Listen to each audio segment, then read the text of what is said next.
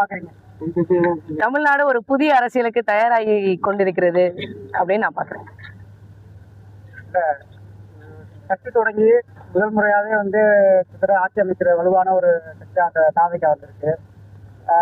ஆண்ட கட்சி திமுக, அதிமுக, நாம் தமிழர், இதெல்லாம் ஒரு அனுபவம் வாய்ந்த கட்சி. எப்படி இருக்கு அந்த ஆட்சி? எப்படி இருக்கு? உக்ரைன்ல ஜெலன்ஸ்கின்னு ஒருத்தர் வந்து ஆட்சிக்கு வந்தாரு. அவர் எப்படி தெரியுமா ஆட்சிக்கு வந்தாரு? இதே மாதிரி திரையில தோன்றி கோமாளித்தனம் பண்ணி தான் ஆட்சிக்கு வந்தாரு. உக்ரைனோட நிலைமை இப்ப என்ன இருக்குன்னு தெரியுமா? 100 ஆண்டுகளுக்கு பின்னாடி போயிடுச்சு. அதே மாதிரி ஒரு விஷயம் தான் தமிழ்நாட்டுல நடக்கும். நீங்க கட்சி கட்டமைப்பு கிடையாது, கருத்தியல் ரீதியான ஒரு எந்த விதமான கோட்பாடும் கிடையாது. மக்களை சந்திச்சு இது வரைக்கும் விஜயனுடைய ஷூ கூட தமிழ்நாட்டு தரையில பட்டதில்லை. மக்கள் போராட்ட களங்கள்ல மக்களுடைய வேர்வை வந்து அவருடைய சட்டை மேல பட்டதில்லை. வேர்வை துளியோட என் சனம் வந்து கண்ணீரும் கம்பளையுமா இருக்கும். நாங்க வந்து போராட்ட காலத்துல என் மக்களுடைய கண்ணீரை தொடப்போம்.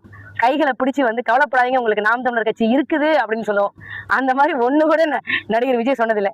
இவ்வளவு ஏங்க இந்த மாதிரி பிரஸ்ஸை சந்திச்சு ஒரு பிரஸ் மீட் கூட கொடுத்தது இல்லைங்க. அப்படிப்பட்ட ஒருத்தர் வந்து தமிழ்நாட்டின் முதலமைச்சர் ஆக போறாரு. பத்திரிகையாளர்கள் உங்க மனசாட்சிக்கு நான் விடுறேன், மக்களுடைய மனசாட்சிக்கு விடுறேன்.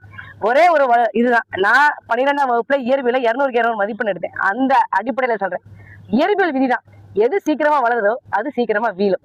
நடிகர் விஜய் ரொம்ப சீக்கிரமா ஆட்சியை பிடிக்கிறாரு. எப்படி இருக்குங்கிறத பார்ப்போம். நீங்க ஒரு நடிகர் விஜயன்றதால சொல்றீங்க, ஏற்கனவே நடிகர் அந்த எம்ஜிஆர் ஆட்சி வந்தாரு, அதே ஜெயலலிதா. ஆனா நடிகர் எம்ஜிஆர் 1957 திமுக முதல் முறை போட்டியிட்ட தேர்தல் இருந்து 1957, 1962, 1967, 67 தேர்தல் அவருக்கு வந்து 12/1/1967 இந்த அன்னைக்கு வந்து எம்ஆர் ராதா அவர் தொண்டையில சுத்தாரு.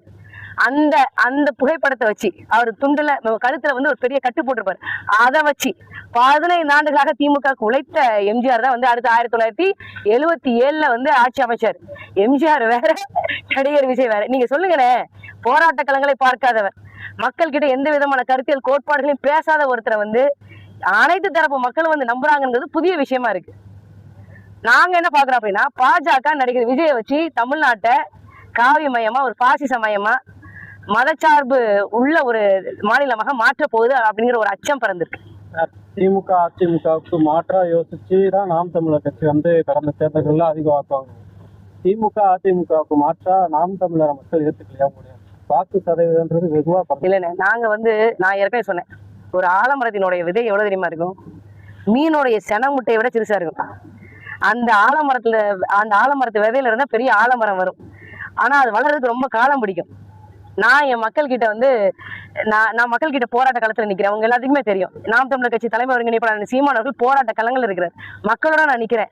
மக்கள் எனக்கு என்னைக்கு வெற்றியை தரணும், நீ என்னைக்கு சட்டமன்றத்துக்குள்ள உள்ள போகணும்னு மக்கள் விருப்பப்படுறாங்களோ அன்னைக்கு தரட்டும்.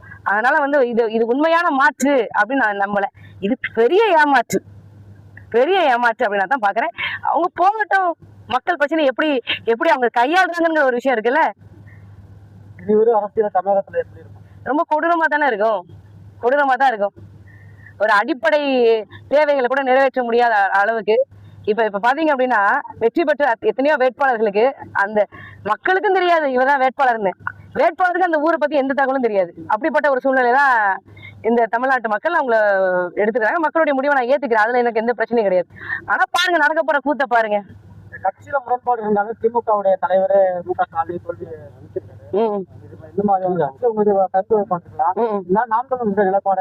இல்ல எங்க அண்ணன் செந்தமிழன் சீமான் அவர்கள் கூட தான் தோல்வியை தழுவி இருக்காங்க. அதனால வந்து இந்த அரசியல், அதான் நான் ஏற்கனவே சொன்னேன், ஒரு புதிய அரசியலுக்கு வந்து மக்கள் தயாராகி இருக்கிறாங்க அப்படின்னு சொல்லி அதை பார்ப்போம், என்ன நடக்குதுன்னு பார்ப்போம். ஒரு இன்ச்சு தமிழ்நாடு முன்னேறுதான்னு பார்ப்போம். ஏற்கனவே வந்து உங்களுக்கு மாசம் 1000 ரூபாய் கொடுத்ததுக்கு மூன்று ஆண்டுகள்ல 38,000 கோடி ரூபாய் செலவாயிருக்கு. இப்ப இவர் என்ன சொல்றாரு, 2,500 ரூபாய் கொடுப்பேங்கிறாரு. இதுக்கு எத்தனை 1 லட்சம் கோடியாவது செலவாகும். யார்கிட்ட காசு இருக்கு? தமிழ்நாட்டு கஜானா கிட்ட காசு இருக்கா? கஜானால காசு இருக்கா? இங்கதான் வரும். என்ன நடக்குங்கிறத பாருங்க, அவங்க வேட்பாளருடைய லட்சணங்களை பாருங்க, எத்தனை கிரிமினல் குற்றங்கள் இருக்கிறாங்கிறத பாருங்க. நிறைய இலவசங்கள் அறிவிச்சாரு, நீங்களே பதிலே கேள்வியை கேட்ட என்ன சொல்றது? என்ன சொல்றேன், யாருமே எதிர்பார்க்காத ஒரு இதா இருக்கு. யாருமே எதிர்பார்க்கல. ஒரு வாழ்த்து சொல்லாம 1,35,00,000 பேர் அவங்களுக்கு வாக்களிச்சிருக்காங்க. அவங்களுடைய உணர்வுக்கு மதிப்பளிச்சு ஒரு வாய்ப்பு. மக்களுடைய முடிவை நான் ஏத்துக்கிறேன்னு சொல்றேனே. மக்களோட முடிவை நான் ஏத்துக்கிறேன். எந்த விதமான கருத்தியல் கோட்பாடும் இல்லாம மக்கள் போராட்ட களங்களுக்கு வந்து நிக்காம மக்களுடைய கண்ணீர் இப்படி தொடச்சது இல்ல. இவங்கள மாதிரியான பிரஸ் பீப்புள் வந்து ஒரு தடவை கூட சந்திச்சது இல்ல. இப்படிப்பட்ட ஒரு கட்சிக்கு வந்து மக்கள் வாக்கு செலுத்துறாங்களேங்கிறது புதிய விஷயம் தானே. சரி.